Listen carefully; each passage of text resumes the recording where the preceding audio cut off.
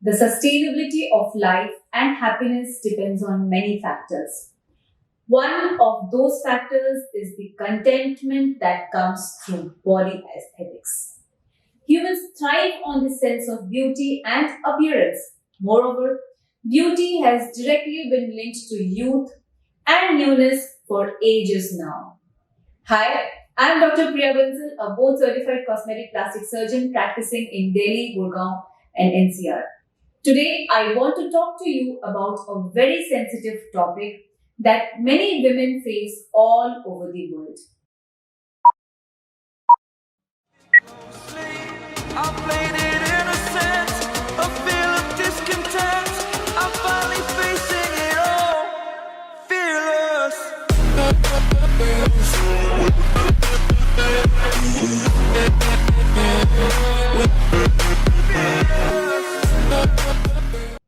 It is specific to women who have experienced childbirth. That is the loosening of vaginal walls post-delivery or due to aging. While physical disfigurement of the vaginal tract and the outer appearance is common after childbirth, many women experience a lowered sexual drive too after childbirth. This primarily happens as they lose confidence in their own body, especially the lower anatomy. This even leads to lower self-esteem and depression. It will not be an exception to say that women miss the tightness of their vaginal parts, which was there previous to childbirth. Also, after delivery, the vagina is permanently D-shaped, and sometimes this can cause pain during exercise or sexual activity. The science of cosmetic and reconstructive surgeries hold a solution to this problem, which is called as vaginal rejuvenation or vaginal tightening. So before we discuss the procedure, we need to understand the female genitals, the anatomy of the female genital. Only then you can really understand the parts which are affected and how they are affected. So first we need to establish that this whole anatomy is called vulva. Now, the outermost region of this vulva, the outer lips, is also called labia majora or the outer lips. The fold present inside this outer lips is called the inner lips or the labia minora. At the top of this labia minora is a hood-like thing which is called the clitoral hood.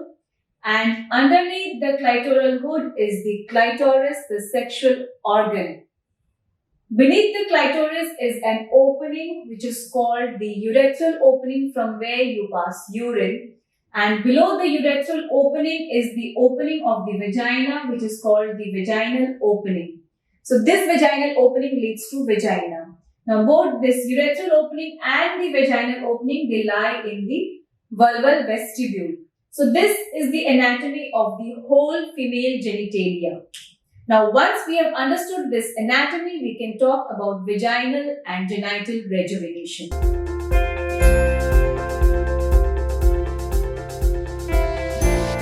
So vaginal rejuvenation is precisely as the name suggests. It is the rejuvenation of the vagina. A lot of women feel that the structure of their vagina pre-childbirth was better, or maybe the vagina has loosened because of age. Either way, they feel that they do not like it. And this may even result in loss of sexual pleasure. Part of the reason vaginal rejuvenation is popular is because of something which is called as labia hypertrophy or labia enlargement. This is when the labia minora, the inner lips, they enlarge. They increase in size. This can be genetic as well as environmental. Some women are simply born with a large labia. Other women, they experience the labial enlargement because of either childbirth or due to aging. This hypertrophy in the labia minora, it may stick out beyond the majora and it looks like this. Now, although this is completely harmless, some women may want their labia minora tucked inside the labia majora, which is the normal anatomy. And for these women, vaginal rejuvenation is the way to go, by excision or by tucking of the labia minora. So vaginal rejuvenation is typically a daycare procedure. It is a quick and straightforward procedure, and usually it consists of two aspects, vaginoplasty and labiaplasty. Vaginoplasty is the tightening of the vaginal walls, whereas labiaplasty involves the reduction of these enlarged labia minora. Sometimes it also involves this clitoral hood remodeling, and it can also involve addition of fat to the labia majora, which may have shrunk, which may have become lax because of aging. For vaginal rejuvenation, we can also use non-invasive, non-surgical technique like radiofrequency in patients who have minimal laxity of the vagina. Now, being a non-surgical method, it is a desirable option for many patients who may be worried about the idea of surgery. It is quick, it produces good results. The procedure can be done under local anesthesia and it takes only 30 minutes, although the procedure needs to be repeated at interval. Now, what happens during the procedure? A jelly is applied to the treatment area and either laser or radiofrequency energy is used. This energy, it helps in contracting and tightening the vaginal canal, the vaginal mucosa.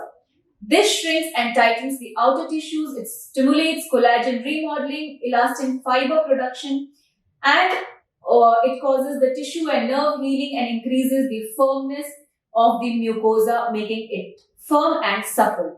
So essentially what it causes is micro damage to the vaginal tissue, which in turn, it tricks the body into repairing itself, and then it stimulates the new cell growth, collagen, elastin formation, angiogenesis, and all of this at the site of the injury. So this leads to thicker tissue, which makes the vagina feel tighter.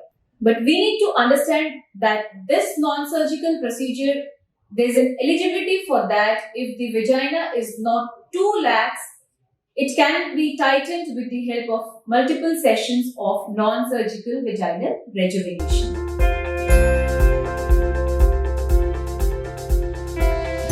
Now, recovery after a vaginal rejuvenation procedure, be it surgical or non-surgical, is very easy. The patient needs to wear a sanitary pad for a few days. They need to use ice packs to decrease the swelling. They can use genital hygienic wash to keep maintain the perineal hygiene. And it is advised to keep the pelvis elevated with a pillow below the pelvis, again to decrease the swelling. Now, most of the swelling is gone by 2 to 3 weeks time, and in 4 to 6 weeks time, you can feel and see the results which have been provided. Being a daycare procedure, you are discharged from the hospital the same day. You can resume your normal daily activities. The only thing you need to refrain from is sexual intercourse for 6 to 8 weeks after a surgical vaginal rejuvenation procedure. In all my vaginal rejuvenation procedures, I aim for the most natural looking and aesthetic results. I believe every surgeon must genuinely understand their patient's needs and make the patient comfortable to be able to talk to you comfortably about their problems. This is a delicate procedure, and I always treat my patients with compassion and respect when they come to me, especially for this kind of a procedure. Being a female plastic surgeon, my patients, they feel comfortable discussing their result-related aspirations, their expectations, and their problems related to vaginal surgery.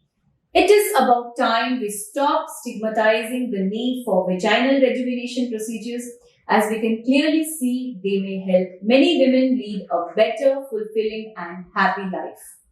I hope I have answered most of your questions about vaginal procedures. However, if you still have some questions, please feel free to write to me in the comment section and I will be glad to answer them. You can also connect with me on Facebook and Instagram. The details are given in the description section. I have a closed community on Facebook by the name of Woman Ki Baat.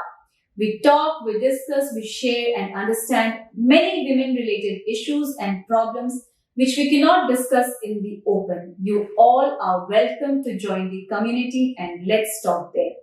I'll be here soon with details of another life-changing procedure. Stay tuned to this space. Take care. Bye-bye.